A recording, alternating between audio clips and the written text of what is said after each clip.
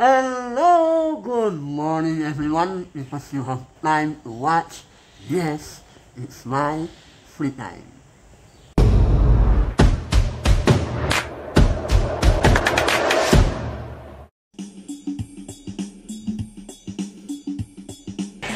Ayan, so ayun lang tayo ulit makapag-update sa ating YouTube channel. So, kamusta na po kayong lahat? Sana you are all is well.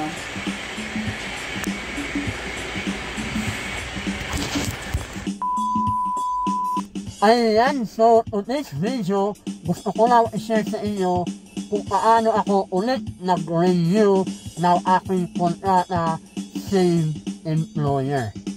Okay? Tara, so simulan na natin. Okay, how to renew the contract in the same employer. Nakakamoy daw ako, sabi na ko, ano kaya huwag sabihin nun? Ha? Okay, so pero bago ang lahat, ano kayo requirements ng renewal of contract bilang driver dito sa Hoco? So, kung same employer tayo, madali na lang po, no? So, siguro number 1, kailangan natin kumuha ng employment contract sa immigration. Renewal, employment contract form sa immigration, and fill up lang natin yung form na yun, no? Meron para sa mga helper at meron din para sa mga employer. Okay? So, pangalawa, kuha din tayo ng addendum. Ito yung extra form for driving duties. Okay? So, pangatlo, kailangan natin ihanda at dalhin ang mga sumusunod. Okay? So, copy of your passport and also your passport. Okay? Copy of your Hoco ID. Kailangan din natin yung photocopy ng Hoco ID. And then, proof of address of your employment. No, kailangan din natin yan. And then, employer supporting letter. Okay, kailangan din natin yan. Employer supporting letter. And susunod, payment ng visa natin. Nasa $230 po, no? So, ano pa? Copy of vehicle. Yung nakalagay dito sa harapan, no? Copy of motor vehicle license and copy of vehicle registration documents. So, kailangan po ito. Ito po yung ipapasa natin. Ito yung itugay natin sa immigration. Okay?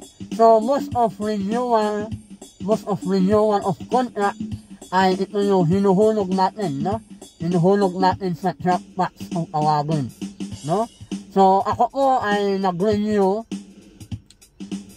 7 days bago matapos yung aking kontrata.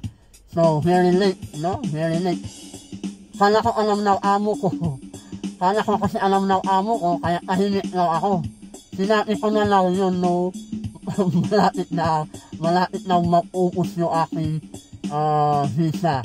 Ayan, so anyway, 7 days before maupos yung visa ko, pumunta ako agad, nag-drop box. Okay? So I think naghintay pa yata ako na more than 1 week, no? Bago dumating yung aking visa, no? So, pwede pala yun, no? Pwede pala yun. As long na nakapasok yung paper natin sa immigration, no? No question asked kung sakaling masita tayo ng mga pulis. Ayan, so... Ayan, maraming nagsasabi daw na nakakamoy daw ako. Maraming nagsasabi na nakakamoy ako. Ano ka ang ibig sabihin nun, no?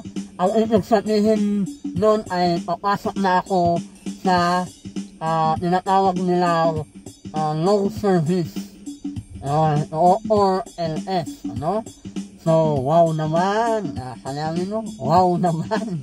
Malaki ba ang makukuha natin kapag nakapasok na tayo dito?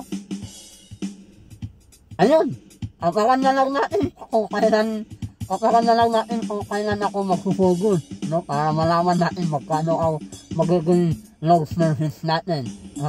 Okay, so now, share ko na sa inyo. No, first time akong pumunta ng Hoko. So, I came here bilang OFW dito sa Hoko. Nasubukan ko. Share ko na yung mga pagsubok, no? Nasubukan ko.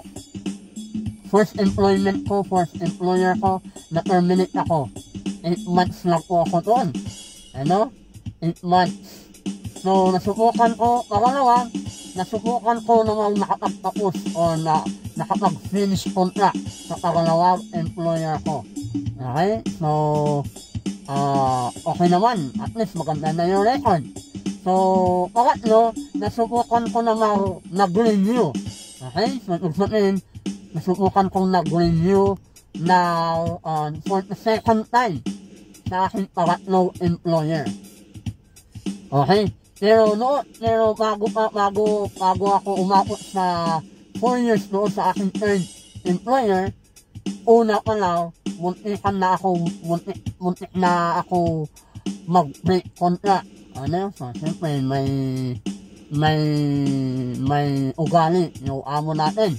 Okay? Pero hindi ka napansin, naka 4 years ako doon to contract. Okay? So, anyway, ngayon naman sa akin, ang apat na employer, okay? Masusubukan ko ngayon ang tinatawag na low service. So, nag-renew ako for the third time. Wow naman! Kaya ko na sinasabi nila, nawaramoy low service daw. Ayan. So, wala ka naman, pero meron na. Ayan. Okay? So, ang low service pala dito ay 5 years. Okay? So, kung naabot mo yung 5 years, makakakuha tayo ng low service. So, hindi ka alam kung magkano yung computation nun, no?